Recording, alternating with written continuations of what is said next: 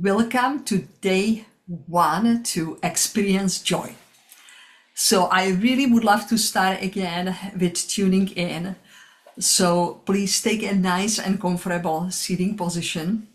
And as you do, I would love you to just, really feel relaxed the best you can. Whatever that means to you, because for some people it means that people love to lay down, and that is just fine too. So as you choose, if you want to be vertical or horizontal, I want you to just simply first relax your shoulders. If it's comfortable, just please take a deep, slow breath in. And exhale completely. And again, breathe in. And breathe out, letting your shoulders soften even deeper and your jaw relax. One more slow breath, allowing yourself to arrive fully in this moment.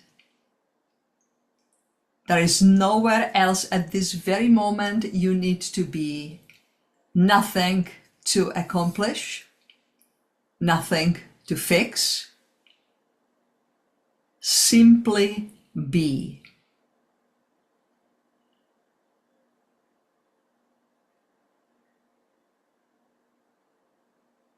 And as your breath settles into its natural rhythm, gently bring your attention to your heart.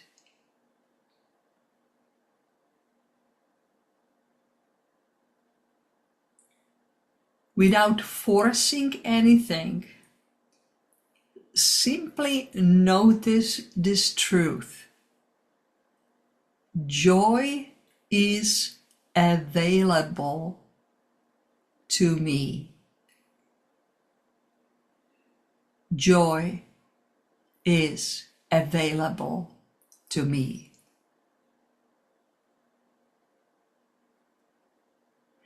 Not because life is perfect, not because every circumstance is easy, but because joy is an inner way of being that already lives within me.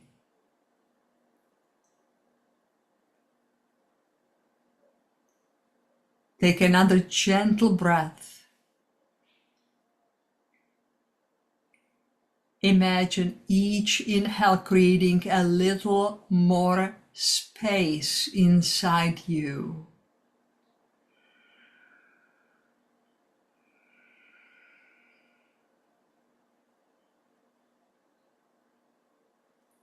With every exhale, release the thoughts that tell you joy must wait.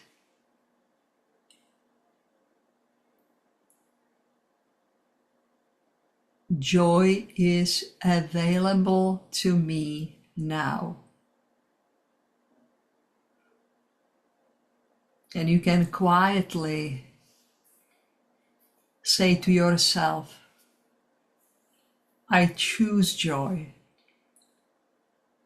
I welcome joy. I am available to joy. And allow a gentle smile to soften your face, not because you have to smile, but because your body remembers what the joy feels like.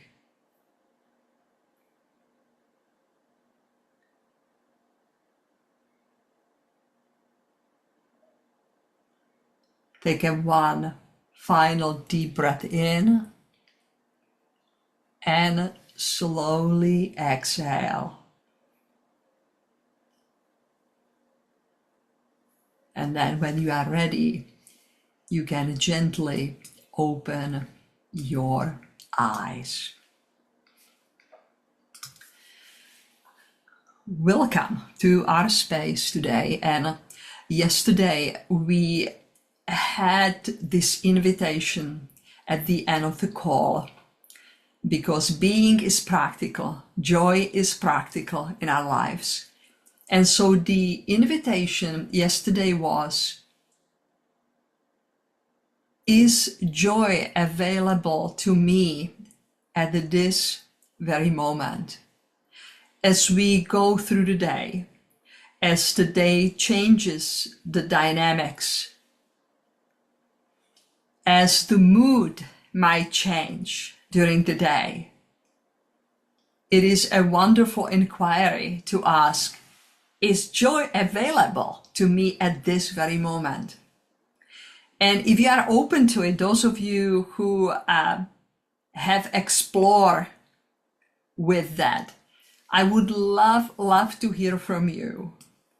To make it a little bit easy, I will start myself. I actually took a walk today in the nature.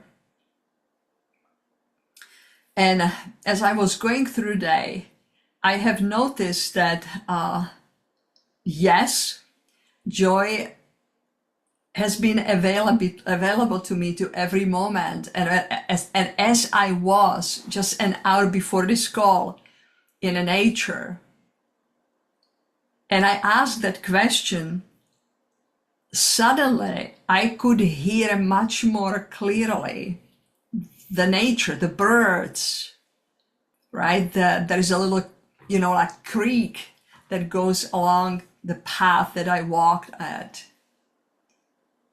I could really hear the leaves dancing on the trees.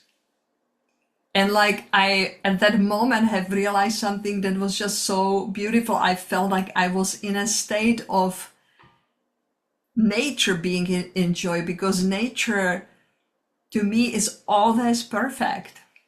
Even a storm is perfect. It's just all what it's supposed to be. It follows. The storm is created because there are certain things that take place, in the atmosphere and in the nature to create something like that, right?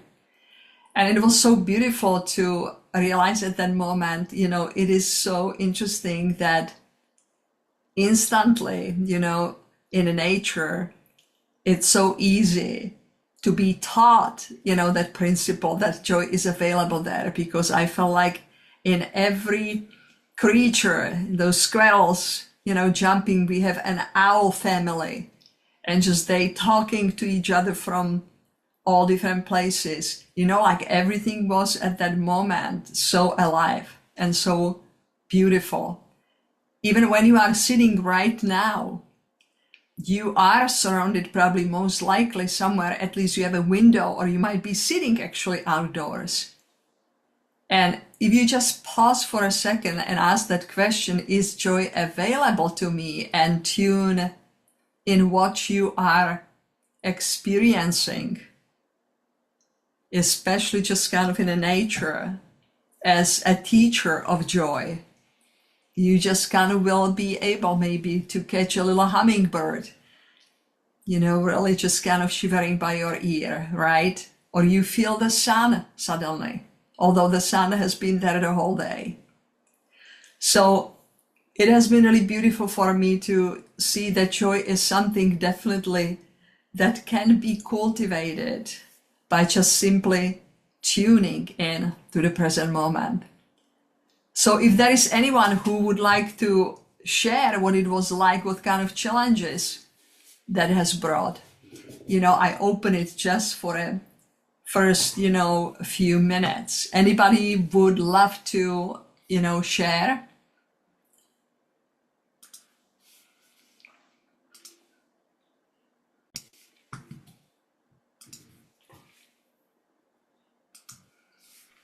It certainly is. I didn't want to, thinking someone else might want to talk, but it is. And I'm sitting here watching hummingbirds and listening to them chittering. But today was a gorgeous day, which just added to my sense of joy. I was much more aware of smiling, just a little. and how different that made me feel in my body. And I was reviewing after sharing about breaking my wrist. I have become very aware of all of the many, many, many blessings and positive things that came out of that. So it's been a great day. Beautiful, Amy. That was a beautiful, beautiful share. And as you were sharing, I just, have realized something that, it's quite obvious but thank you for just kind of, reminding me that, and that is that as you started, today was a beautiful, gorgeous day. And it's just so interesting that we get, a blessing of a day when there doesn't have to be as deliberate effort to cultivate the joy. Mhm. That, like you said, that it was a bonus that, really, help us even more just, to be aware of what's going on, right? And it's just so very true that sometimes simply the stars line up in a way that there is not as need of that deliberate just way of cultivating something. And my question is, like, when we are in such a just kind of peaceful moment, what it would be just like, is there anything for us also to experience beyond what is just kind of offered as a banquet of the universe, the birds, the sun, the nice temperature, right? Like, again, it's just kind of can be invitation to even more to be present to ourselves. I was hearing that you were saying, I have noticed that there was kind of like a skip in a step, in a sense, in our being, feeling uplifted, right? Yeah. So yeah, that is beautiful. That is beautiful. Anybody else is seeing something that they would love to share? This is cool, guys. We are exploring human things. Okay, we have Patricia. It's just a small thing. So after last night's session, I found myself singing out loud, and I thought to myself as I was getting ready for bed, I was just singing. I said, "This is a moment of joy. This is joy." Like so, it's just that's very small. And then today I was sitting outside talking to my sister on the phone, talking a little bit about this surgery situation that's happening in my life. And I was telling her about last night's session and how powerful it was, and talking about joy. And my sense was the more I practice being aware of choosing joy, the easier, like it just happens naturally. Does that make sense? Tell us more. Well, I don't know what else to say about it. Yeah, that the more that I am conscious of choosing to be positive, to choose joy, to acknowledge to myself that things will work out the way that they're supposed to, the more peace I feel. Wow, that's really beautiful. It's profound. I'm hearing that for myself, really being aware of the capability to create from within, that there is just every single moment available to us. We always create.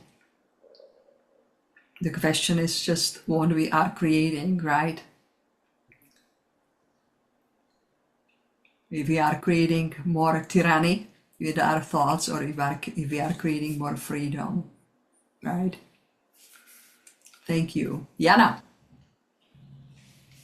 Yes, hi. I wasn't able to join yesterday, but today, well, two things. One, today um, is my father's birthday, and my dad died in 2017, and he died on the 30th of he was born on 30th of July and died on August 10. And so every year I experience this very tender time. Really, I'm a relatively strong person, but when this day comes, it's always tender. There's something. And so I was a little afraid yesterday what my day is going to be like. I was afraid of my own emotions, I guess. And so I decided that I'm just gonna let go of all the expectations and just go through the day with no expectations. And had to go to work, and we had the PhD defense, and there were all this new family that I have at work. And then I went to yoga class, and there was my other new family there, and it was actually a joyful day. But I think so it's interesting because I was really afraid, and I let it go of all and just went with the flow. And so there I think that it was a real joyful day actually. And but in terms of other times, I have now been for at least 2 years uh, intentionally including when I do my personal yoga in the morning, I always include one position, which is a dancing warrior. And it's to me, it's to remind me to be joyful and playful through the day. And I have been working on that as deliberately because I forget about joy. And I tend to get very serious with my work and family and life. And so I have decided about 2 years ago that I will practice every day that one, final kind of the end of the yoga position that would remind me that I need to keep going with this. And so I find joy in movement a lot, pure sense of joy. I find when I move, whether it's walking, dancing, yoga, there's something about it that brings me personally just pure joy. Jana, I have a question for you. If your dad would be watching you right now at this moment and hearing what you are saying, how you have described the day, what do you think he would be thinking about Jana today? Spending time with him in the last days and months or even year interacting, he would cry probably. He would be touched Mm-hmm. emotionally, and he would it happen often when, yeah, I think he would cry at being like deeply touched. Yes. And by what do you think he would be touched? In regards just kind of hearing you. I think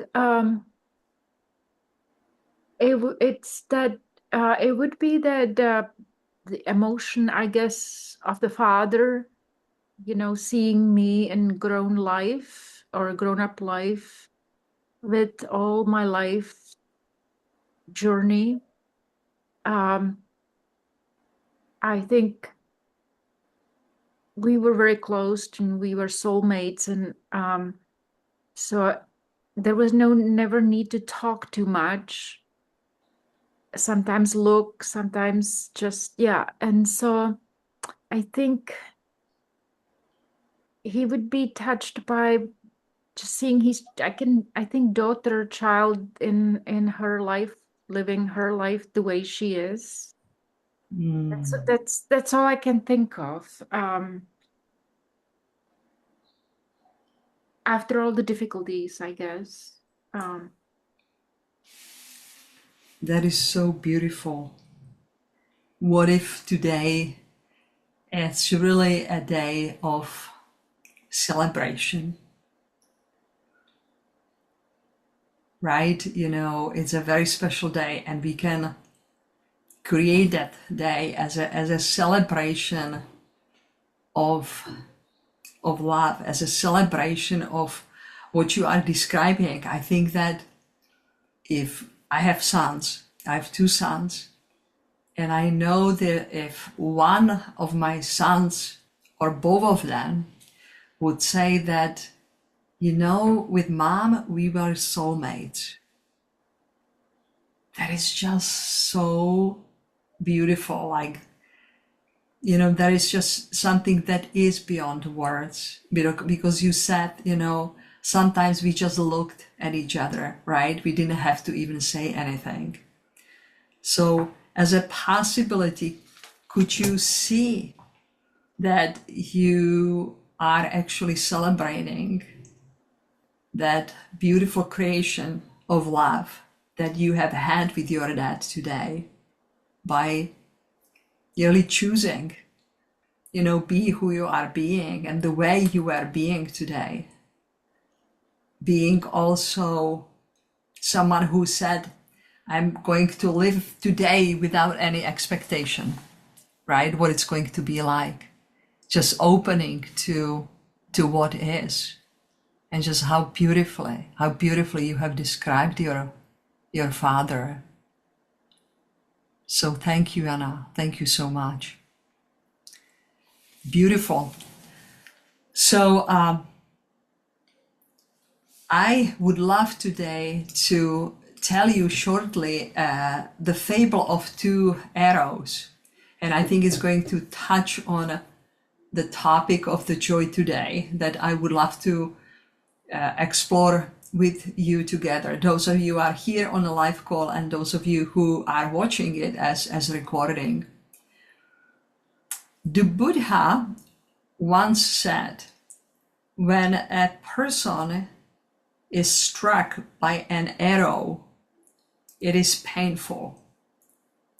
But when that person reacts with anger, fear, resentment, or self-blame, it is as if they are struck by a second arrow.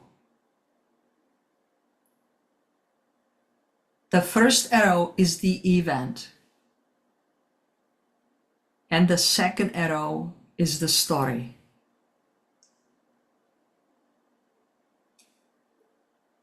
We cannot always avoid the first arrow, but the second arrow is optional. And, you know, and I love that. And asking myself, where are the places I am shooting myself with the second arrow?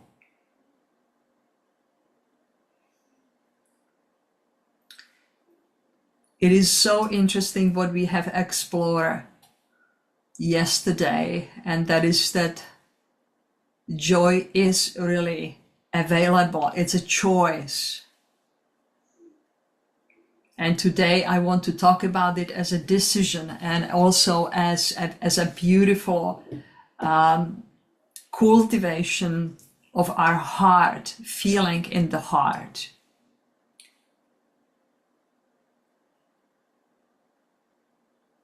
So there is an examination of, you know, something that I feel is just so important, and that is that we will look a little bit the moment before joy disappears. What kills joy? Just, if I would ask you, and if you have, a little paper next to you, or if you have a phone and you can open the notes, what is it? What do you think? What really kills joy?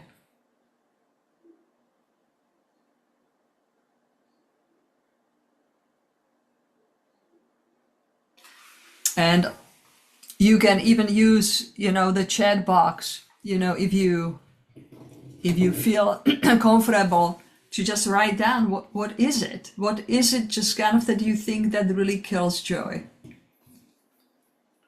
And as you are doing that, I would like to, so we have one, it's fear, right? And I would say it is assumptions that we create. It is the narrative that we have around something that took place. It is also sometimes a thought, this should not be happening. So joy does not really disappear because of events, but joy really disappears because of unconscious interpretation that we have. And when we realize that, that's taking leadership in our own lives.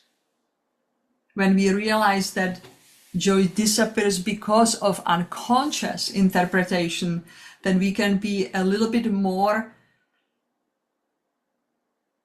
intentional about just the way that we go around the day. Joy is something that just, is created. It is not anything to wait for. It's a deliberate choice how I am going to be in any place of the day with the state of my mind and my heart and my soul. So this is something really, important. You can even make a note about it. There are just kind of, 5 really important things how we can instantly just do a little check within ourselves. So one thing is event. So something took place today. Okay, event is something that, everybody will agree with, right? The second one is interpretation of that event. That interpretation is the thought that I have, about whatever took place today. And that interpretations, the thoughts and the story that I have created about, that event creates certain emotion or emotions within me. And because I feel emotion, I will be acting from that emotion. We always, it's just natural, unless, the person is really just kind of, mindful of what's going on, and they know how to process something that is uncomfortable. All of us as humans, we act from our emotions. It's our behavior. Okay, it's how we show up, how we start resisting, something or somebody or something else that is coming up, how we are reacting to it. We can lash out, become angry, or we just use unhealthy language. We might being loud, or screaming, right? Or we might be passive aggressive, in our behavior, right? So we also kind of sometimes really try to do anything to avoid to feel that. And just kind of, to do that, we just kind of, pretend that just, it's not there, right? So most people, they really think that event is the reason for the emotion that I have, right? And please listen with a new pair of ears, because we have heard about this. or if you are just, a little bit more regularly in the world that just, I am in, or in, the things that we are together, and I talk about, this. I talk a lot about this because it's just so essential. And we kind of sometimes understand it intellectually, but really just kind of put it into practice is a different thing. So in most of the cases, we really tend to go immediately, oh, this is the event and therefore I have this emotion, and this is false. And I use just some very simple examples, Someone doesn't text back, or flat tire, or delayed flight. And my question is, what did you make it mean, these things? What did you decide? What did you decide about yourself when someone doesn't text back? What did you assume about them because they didn't text back? What future did you predict because someone didn't text back? So what is really important today is to realize that joy is always one thought away, because suffering is one assumption away.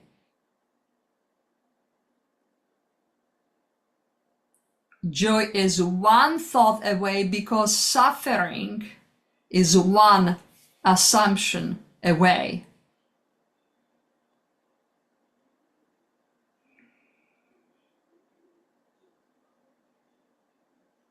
So it's always great when something is taking a place, you are in a meeting, or somebody says something, or the package is delivered and it's half open, whatever that is.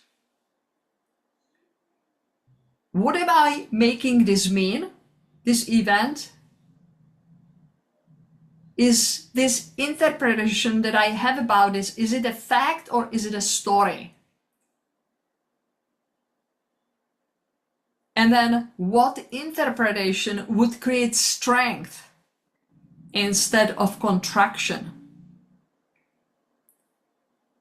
So this is not toxic positivity. This is conscious authorship, that I'm taking the leadership over just kind of, the creation that is right there between my ears.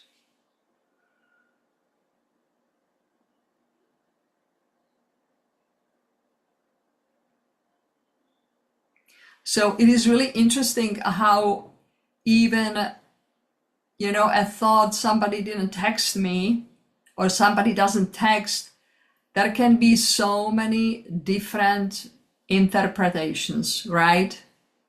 It was,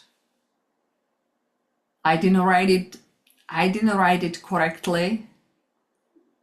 I offended them. They don't want to have anything just kind of, with me.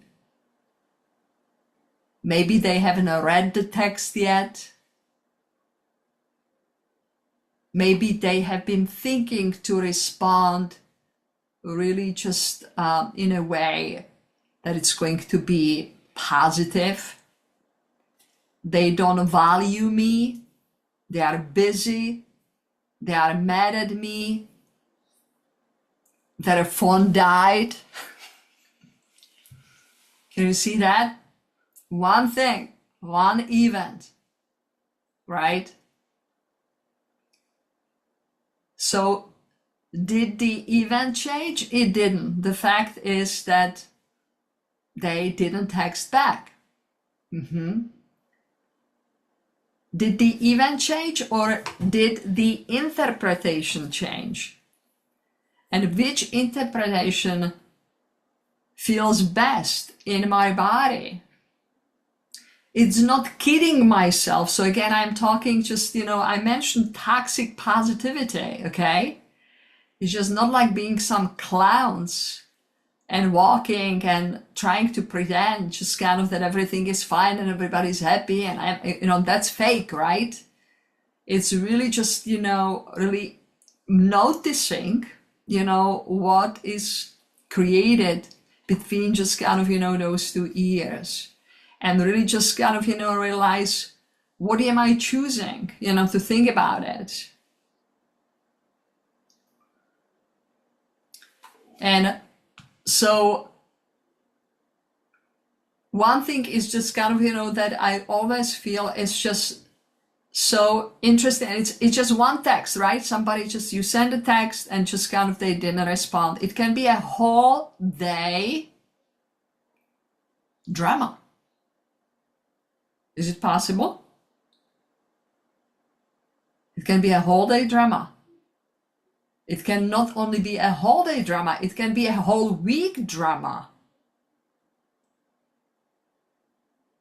Did you notice when you are with people who kind of create unhealthy narrative, they really want to talk about it because they really want to even more just kind of believe it and have others believe that, right? Did you notice that you are sometimes around the people and they are just kind of, doing that and they really want to talk about it and from this place and that place just to make sure that just kind of, that narrative is really true. And it doesn't help anybody. They either just kind of pull, somebody with them, okay? Or sometimes people are open to the other interpretation. I have noticed it, in my life that sometimes when I have people around me, I just say, and I'm just curious, what is that? What if there is just, this and that, like they didn't text, and I just, as a curiosity, what if the phone died?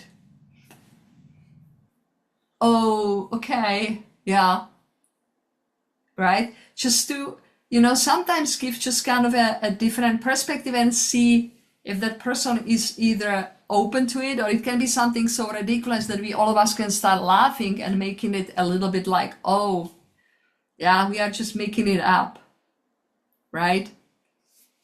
So it's just kind of catching that lizard, right?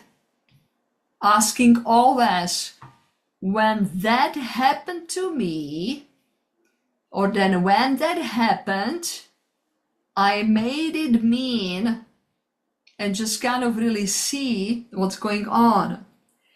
And when we have just kind of that type of an awareness, it becomes like the second nature to us.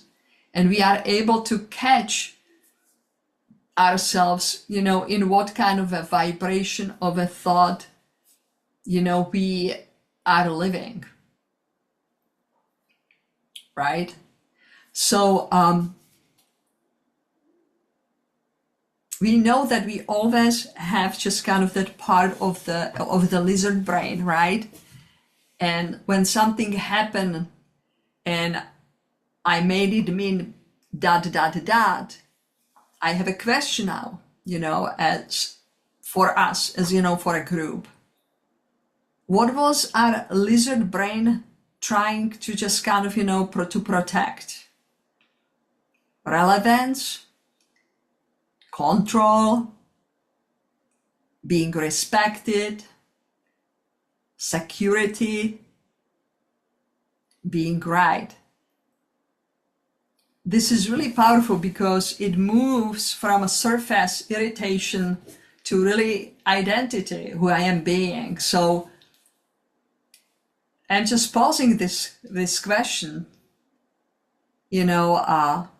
what does usually that lizard brain does, when something takes place, and I make it mean this and that. It is to be relevant, to be just right, to be respected, to be in control, right? It's really just kind of, important just, to see what is available. So if you would think about it, just, I would like to see, if you can notice, any pattern when things that just kind of when the event takes place, right? And then there is just kind of, the creation of narrativity about it that creates the emotion, and the emotion creates behavior, and the behavior creates who we are being. Because who you are being comes from how you are showing up, right? So is here anyone who really would like to share how does that just, work, in the normal rhythm of the day for you when the event takes place? Where does your mind go, and what you do, what you are noticing?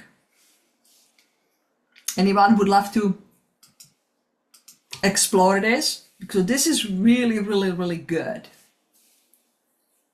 This is about us not being perfect, but just kind of realizing, what's taking place. Anybody wants to, share something what took place, today or yesterday or just a few minutes before the call?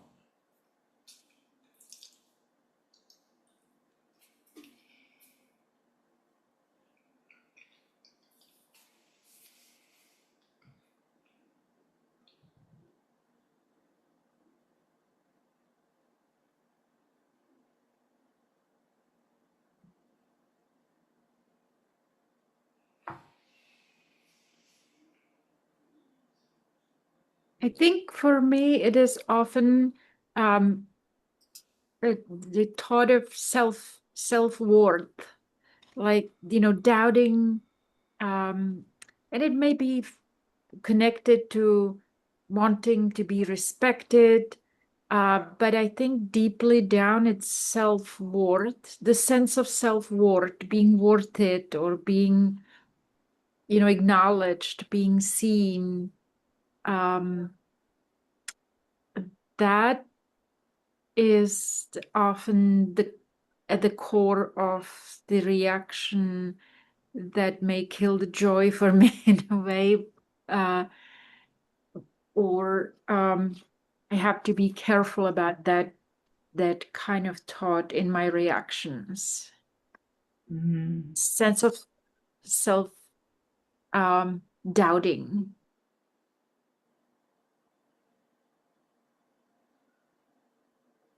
Yeah.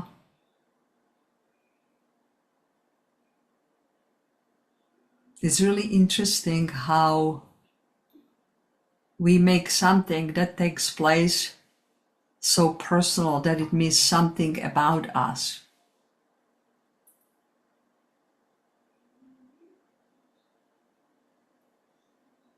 Yeah, I see just kind of, the tendency how it could be. Or even when something just kind of takes place as an event and it's not connected to us, but it's connected to somebody else, something, takes place in their lives. And the immediate just kind of, reaction is just how to make them feel better so that they don't suffer. But in truth, we are doing that so that we are not feeling bad. It's kind of really interesting how we humans, operate, that we see something just kind of, going on, and we want to less the suffering around us because we want to feel good. Now, I know that there are some people that just say, wow, that cannot be. Because when I act, I really act from the place I really want to help them, right? And so that idea of the self-worth really reminds me just, something about love. And that is that, and it kind of goes not about other people, but toward us as well. And that is that there are two forms of love. And there is a love that it's unconditional. And there is a love that it's contractional. The contractional love is that I'm doing something because either I want to feel better or because I just kind of, will, get something, out of that. So I serve even from the place of unconditional love because it comes from the state of the being who I am. Or it comes really just kind of, from the other place, and that is just, that I do have some contract inside of my mind. I'm doing this because if I do that, it will feel good. Or I will get something. And I think that it's just the same way sometimes we really treat ourselves, because is that really true that we need to have just kind of respect and recognition? Do we really need that?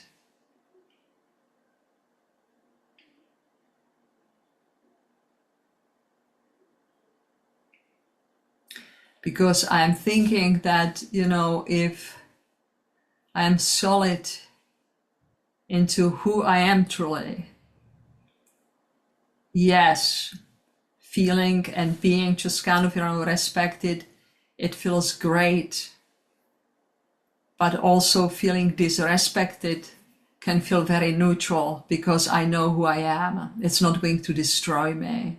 Or I don't have to just kind of, defend myself to earn the worth.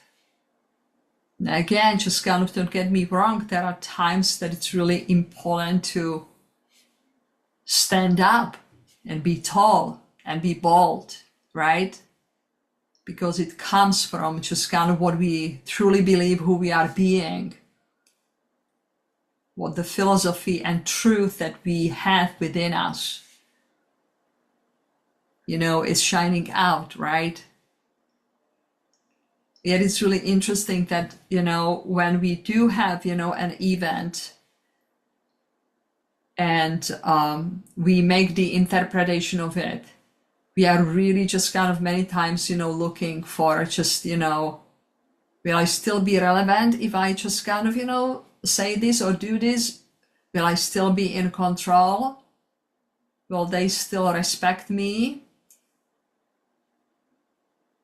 Or just simply, I love being right. It feels good. It just kind of, nourishes something inside. And that's something that, I, work with that as well. It's just, like, what do I choose to cultivate? Do I choose to cultivate ego, or do I really choose to, cultivate the deep soul that is within me?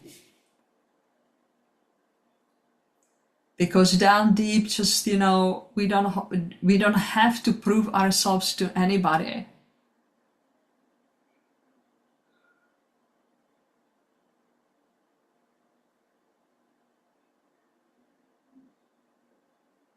If I'm really, solid into who I am being, there is just no need to just kind of tell people, hey, I am that. Because we know that, we are that.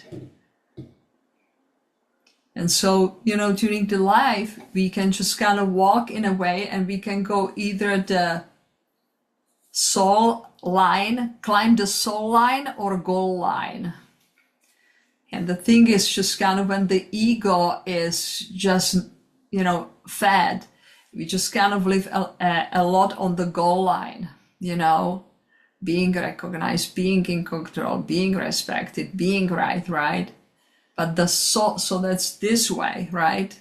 I either live the whole life a goal line to get somewhere, but there is something that is called a soul line, right? And the soul line is every single moment, who am I becoming, right? So I can be either who am I becoming, or just kind of where do I get? And I think that that's also something just, very important just in exploring joy in our lives, because joy is definitely a purpose of life, and it's the soul line. You know, it really does cultivate, you know, the soul. It's just so beautiful when you might be in a place that the event is what it is, and you just choose to be calm. And from that calmness comes joy. When something is going on, and instead of freaking out, you choose peace, and the peace cultivate immediately the state of joy.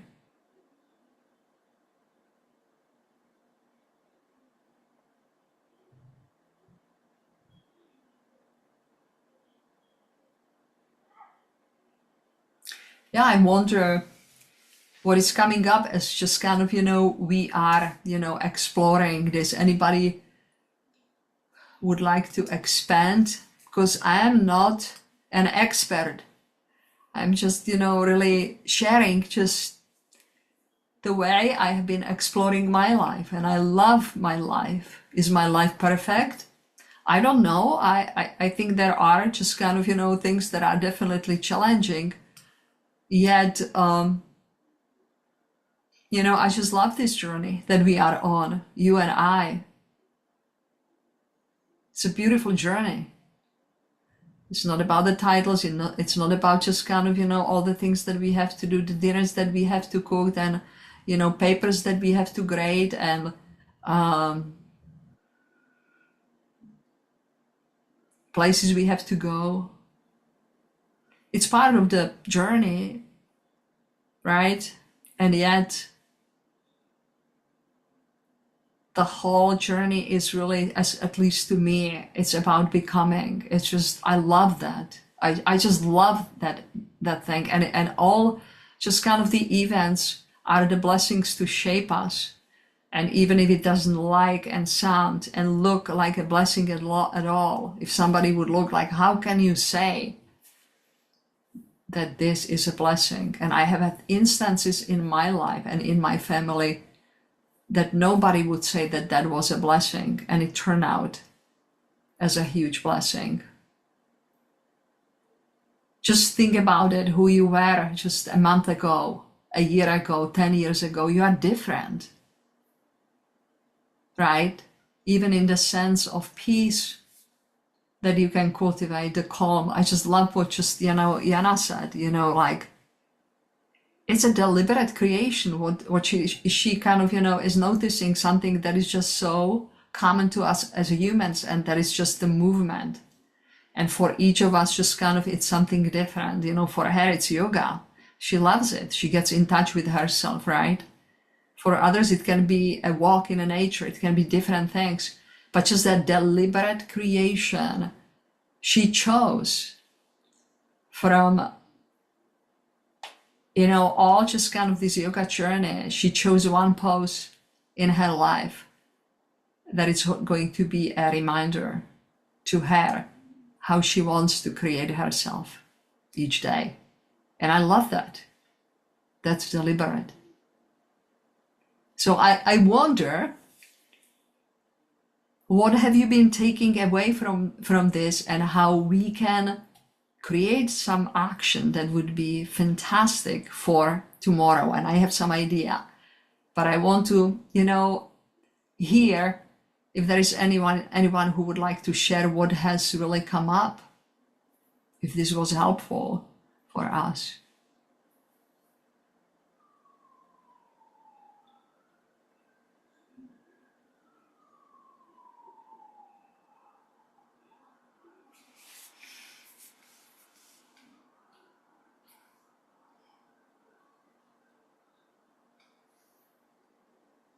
Okay. I really like that idea of soul line as opposed to gold line. That really speaks to me, is accomplishing, showing up for something that will be visible or be, I don't want to say product, but something tangible. It's easy in our world to do that. But the soul line, who I'm becoming, it can be invisible for a long time, uncertain. There's no immediate reward of seeing it, or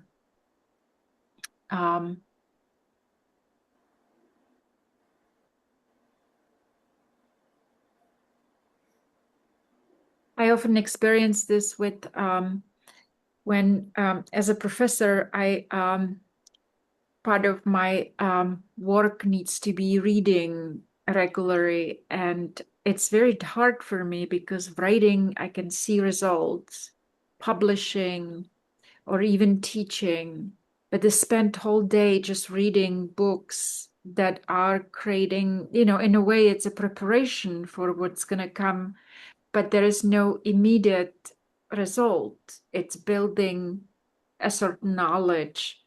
I find that very difficult. Those are very difficult days. I always feel, where was the joy today? I was reading all day. It should be joy. It is when I do it, but by the end of the day, I have nothing to show.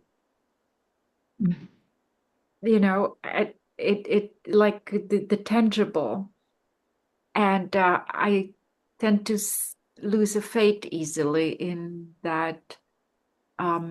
Everything we do will have some result in something somewhere, but when it's a long term or invisible right away, it's difficult for me at least, it's a challenge.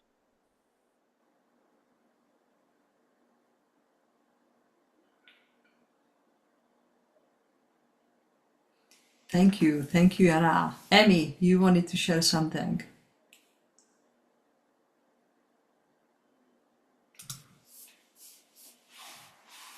I just, what came up for me was about what is my lizard brain protecting me from, with a specific reference of a text or the words that someone said to me and how I interpret it. And I go back to give it meaning that's not there. So it's really helpful. Thank you. Yeah. So thank you. It's just beautiful. I have an invitation between now and tomorrow night.